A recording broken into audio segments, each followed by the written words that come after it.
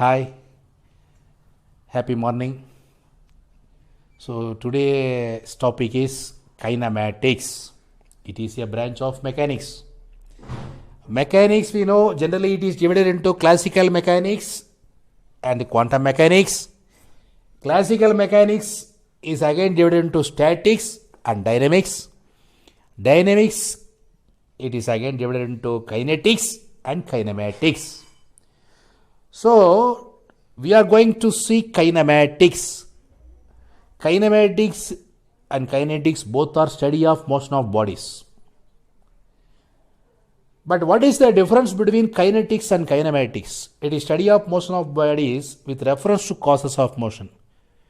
Without considering the cause, if you are studying, it is called kinematics. So, let me move into the topic kinematics. Let me enter to the topic kinematics. So, kinematics is study of motion of bodies without referring the cause, without any reference to cause of motion. It is called kinematics. So, what are the equations of kinematics? Equations of motion, they are very famous. So, I hope all of you know the equations. V is equal to U plus AT, equation 1. 2. S equal to UT plus of AT square. And 3. V square is equal to U square plus 2AS. These are all the three equations. So, by using the second one, in one more equation also formed. S suffix n is equal to U plus A n minus of. These four equations are involved in the kinematics. So, when we study the kinematics, these four equations are changed to other form. How we are changing? When we are studying about the freely falling body or a body projected upwards or a projectile, these equations gets changed. How they gets changed? So, see, instead of A, we will replace plus or minus G. Instead of A, we will replace plus or minus G. Instead of V and U, what we will replace? U refers to initial velocity. So, sometimes U refers to U only. V is final velocity. So, we will substitute the final velocity. T is time. So, by substituting the proper values, these equations turn into the equations for a freely falling body and the equations for a body projected upwards, and for the projectile we can change all these equations. Whatever we require, we will change. So, now we will move to next topic, how these equations can be changed into for a freely falling body. How these equations are changing? Let me see one by one. For a freely falling body, the initial velocity is 0 because if you are dropping a body, initially it is at rest. So, initial velocity is 0. Finally, it comes to the ground. So, V is equal to final velocity is maximum. Let me see V itself. Let me assume V itself. And T is equal to time. So, how these equations are changing? So, for a freely falling body, U is equal to 0. So, the first equation V is equal to U plus AT, how it is changed? See, V is equal to V. Okay. U is equal to 0, initial velocity is 0. A is equal to G, whether it is plus or minus. For a freely falling body, the acceleration is replaced by plus G because when the body coming towards the earth, gravity goes on increasing. When the body goes away from the earth, the gravity goes on decreasing. So, plus G. Instead of A, we are replacing plus G, then T. So we are getting V is equal to GT. So the first equation V equal to U plus AT is changing like this for a freely falling body. The second equation S equal to UT plus half AT square. How it is changed? See, listen here. S is distance traveled. So when we are talking about the freely falling body, S is replaced by height H. So maximum height means we are using the symbol capital H. So when we are ordinarily when we are talking about height, we are using small h. Then U is equal to initial velocity 0. So A is equal to plus G. T is equal to T itself. Okay. So if you are substituting S equal to H, U equal to 0 into T plus half, A is replaced by G, then T square. So H is equal to half GT square. So the second equation, S equal to UT plus half AT square, get changed like this. So for a freely falling body, the first equation is V equal to GT. The second equation is H equal to half GT square. Then what about the third equation? So in the same way, we can replace all the equations. So listen here.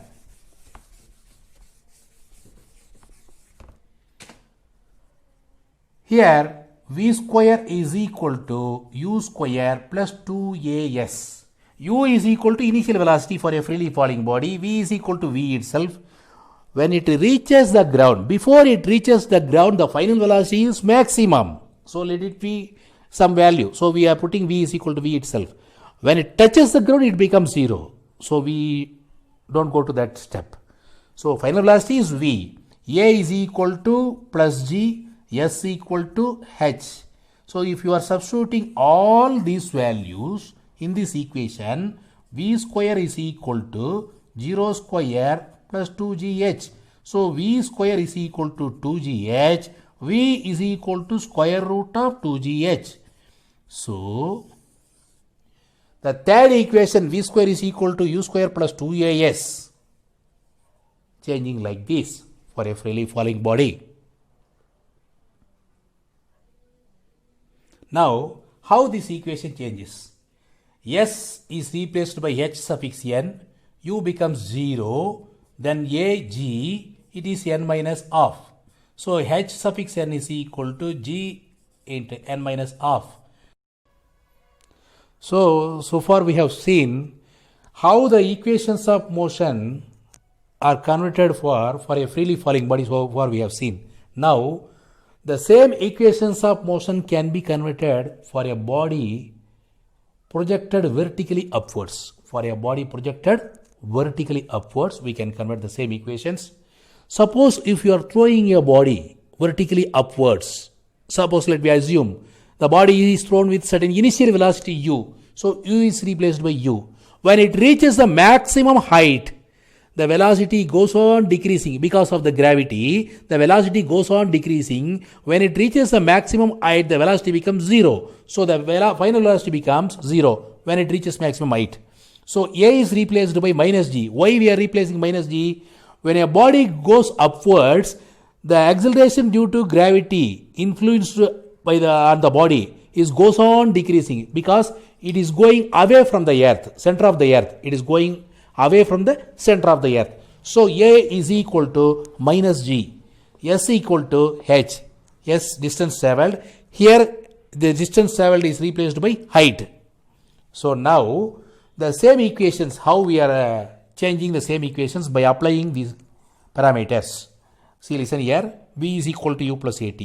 V is 0. So 0. U is equal to U. A is replaced by minus G. So we are putting minus, plus into minus, minus, so minus GT. So 0 is equal to U minus GT, so U is equal to GT. Whereas we got V is equal to GT in the case of freely falling body. Just compare. Then S equal to UT plus half AT square. S is replaced by H, U is equal to U, T is equal to T, plus, instead of plus we are putting minus because a is replaced by minus g, so minus gt square. So h is equal to ut minus of gt square. This is the equation we are getting for a body projected vertically upwards. But whereas what we have derived in the case of freely falling body, h is equal to of gt square only. Why? What happens to this term ut for freely falling body? U becomes 0. So it becomes 0. This term becomes 0. So in the previous case, we got h is equal to of gt square only. For a body projected upwards, we are getting h is equal to ut minus of gt square. Next equation, v square is equal to u square plus 2as. V, 0 value. So 0 square. U square. Instead of plus, we are putting minus because a is replaced by minus g. So minus 2g, s is replaced by h. So u square minus 2gh, suppose if it comes this side, u square is equal to 2gh, u is equal to square root of 2gs. Whereas in the previous case for a freely falling body, what we have got? V is equal to square root of 2gh. Here we are getting u is equal to square root of 2gh.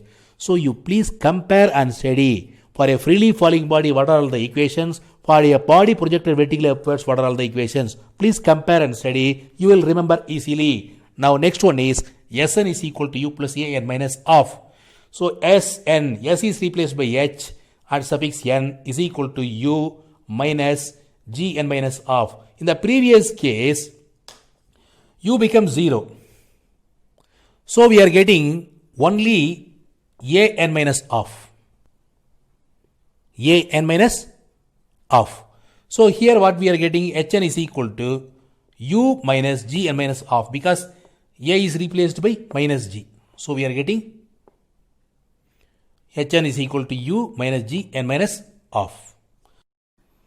So far we have seen how the equations of motion can be converted for a freely falling body, and the same can be converted for how it can be converted for a body projected vertically upwards. So now see the diagram. For a freely falling body, the initial velocity is 0. When it comes downwards, the gravity goes on increasing, so it is plus g. When it reaches the ground, before it touches the ground, the velocity will be maximum. So it v is equal to v.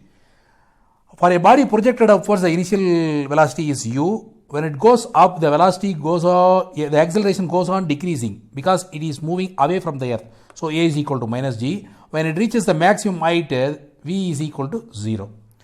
So by using these concepts, now we can derive the maximum height reached for a body projected upwards. So you are taking the upward case. So to derive maximum height reached, a is equal to, so a is equal to minus g, u is equal to u, s equal to maximum height h, final velocity v is equal to 0. You have to use these parameters to get h. All these parameters should be substituted in the third equation of motion to get h. To get h value, maximum height reached, we have to substitute in the third equation. So v is equal to 0, 0 square, u square. So a is equal to minus g. When we are replacing a is equal to minus d, it becomes minus 2g, s is replaced by h. So here 0 square 0, u square minus 2gh, minus 2gh, if it comes this side, 2gh is equal to u square. So h is equal to u square by 2g. It is maximum height reached. When you are projecting a body, how much height it reaches. So h is equal to u square by g. So they may ask in the problem also, if you are knowing the initial velocity, the velocity with which you are projecting the body, if you know the initial velocity, you can find h because the g value is constant. You can substitute 9.8 meter per second square, standard value you can take it. So in the same way, time of ascent TA is also available for us. How we can find it? See, here when we are projecting a body upwards, we consider these things. So in addition, T is equal to TA, we have to substitute it. In addition to these parameters, we have to take T is equal to TA. We have to find out time of ascent.